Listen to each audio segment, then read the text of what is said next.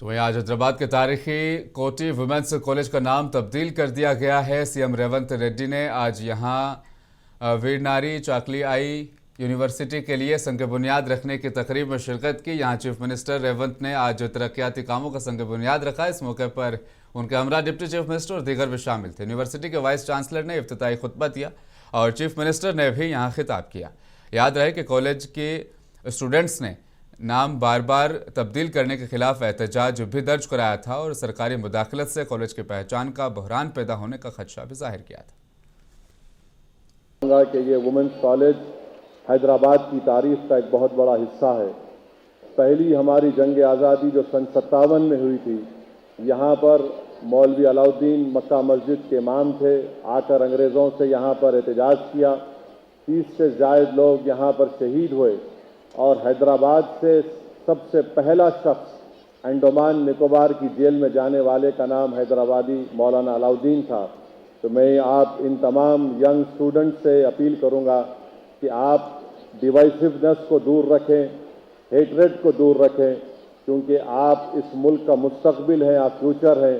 डिवाइसिवनेस और हेटरेट को दूर रखें और साथ ही साथ इस बात को हैदराबाद की अवाम भी जानती है कि जब से रेवंत रेड्डी चीफ मिनिस्टर बने, हैदराबाद पार्लियामेंट कॉन्स्टिट्यूंसी में करीब 2000 की लागत से जुबली बस स्टैंड से फलकनुमा तक एक मेट्रो की लाइन का इफ्तिताह सीएम ने किया।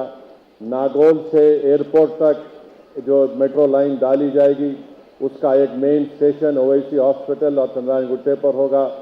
उस्मानिया हॉस्पिटल करीब 1200-1700 करोड़ की लागत से नया बन रहा है। मैं शुक्रगुजार हूँ चीफ मिनिस्टर साहब का कि आपके ज़ेर क़यादत हैदराबाद और हैदराबाद पार्लियामेंट कॉन्स्टिट्यूंसी में इतने बड़े पैमाने पर इंफ्रास्ट्रक्चर डेवलपमेंट का काम हो रहा है। విద్యకు అత్యంత ప్రాధాన్యత ఇచ్చి ఈరోజు మీ యూనివర్సిటీ యొక్క మొత్తం ఇన్ఫ్రాస్ట్రక్చర్ని పూర్తి స్థాయిలో అంతర్జాతీయ ప్రమాణాలతో నిర్మించడానికి 500 కాదు, ఇంకా అవసరమైతే 1-200 కోట్లు ఎక్స్ట్రా అయినా రాష్ట్ర ప్రభుత్వం ఇస్తుంది. 2.5 సంవత్సరాల ఈ మొత్తం కన్స్ట్రక్షన్స్ అంతా కంప్లీట్ కావాలి. వేదిక మీద ఉన్న అధికారులకు నేను ఆదేశాలు ఇస్తున్నా. ఇది 5 సంవత్సరాలు 10 సంవత్సరాలు ఖర్చు పెట్టే విధానం, కన్స్ట్రక్షన్ చేసే విధానం కాదు. 30 నెలల్లో 100% ఈ యూనివర్సిటీ అంతర్జాతీయ స్థాయిలో నిర్మాణాలు పూర్తి కావాలి. నిరంతరం స్వయంగా నేనే పర్యవేక్షించి నిధులకు ఎలాంటి ఇబ్బంది లేకుండా మీ హాస్టల్స్ కానీ, మీ క్యాంపస్ కానీ, మీ ఆడిటోరియం కానీ, మీ ప్లే గ్రౌండ్స్ కానీ మీకు ఎలాంటి ఇబ్బంది జరగకుండా 100% ఈ క్యాంపస్ని అభివృద్ధి చేసే బాధ్యత నేను తీసుకుంటున్నా.